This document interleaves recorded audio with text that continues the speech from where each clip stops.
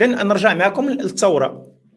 تيقول ابن عيداري في جزء 1 الصفحة 84 أيضا: ولما بلغ هشام بن عبد الملك الخليفة الأموي في المشرق انتفاض البلاد الغربية والأندلسية، لاحظ المغرب والأندلس، بعث كلثوم بن عياض، واحد القائد خطير هذا إلى إفريقيا، وعقد له على 12,000 من أهل الشام. لاحظوا معي، ركزوا معي في الأرقام الله يرضي عليكم. لاحظوا: وعقد له على 12,000 من أهل الشام. أهل الشام هي الآن فين كاينة سوريا وفلسطين ولبنان، هي الشام، يتسمى الشام. والحجاز تنقولوه المكة والمدينة والطائف وهذاك الشيء تنسميوه الحجاز. إذا رجعونا دابا للشام، الشام هو سوريا لبنان فلسطين. لاحظوا: وعقد له على 12,000 من أهل الشام، وكتب إلى والي كل بلد أن يخرج معه بمن معه، فصارت عمال مصر وطرابلس وبرقة معه حتى قدم إفريقيا في رمضان سنة 23 و100. لاحظوا معي شحال خرج من الشام. خرج سيدي 12,000. وهشام بن عبد الملك أمر الولاة في المناطق التي سيمر بها الجيش أن يمدوه بالجيوش.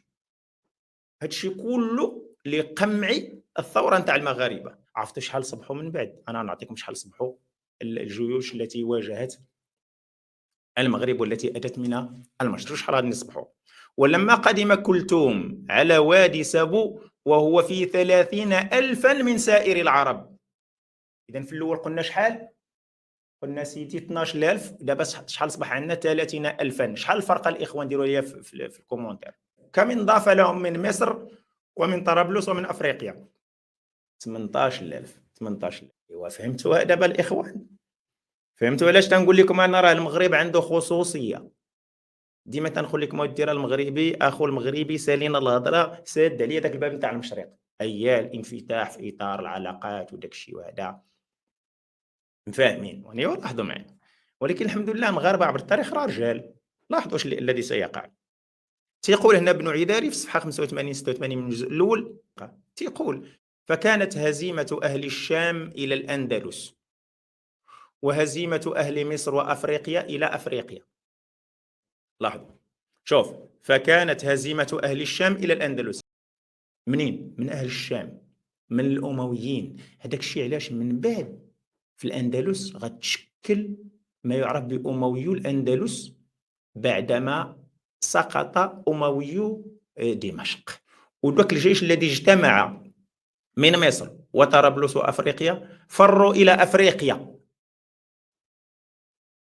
إلى تونس. معنى أن العرب كلهم هربوا نتيجة لثورة المغاربة على الظلم الذي كان يمارسه الأمويون في شمال إفريقيا.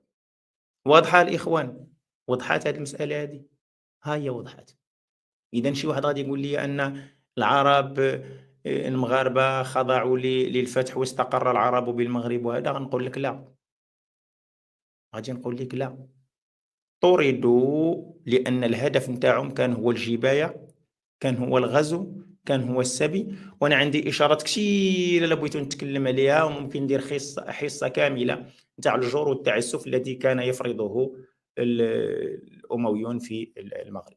اذا هنا العرب الامويون الذين جاءوا بداعي الغزو والسبي وارضاء نهم الخلافه بالمشرق، طار عليهم المغاربه وطردوهم شر قردة إلى بلاد الأندلس ثم إلى بلاد أفريقيا. واضحة الإخوان هذه؟ أنا نقول لكم لماذا الأمازيغ تقبلوا العربية. بلاتي وكل شيء بالرواية التاريخية، لأن هذاك الشيء سيكون مبني. الكلام تاعنا ينبغي أن يكون مبنيا بالوثيقة التاريخية، ماشي غير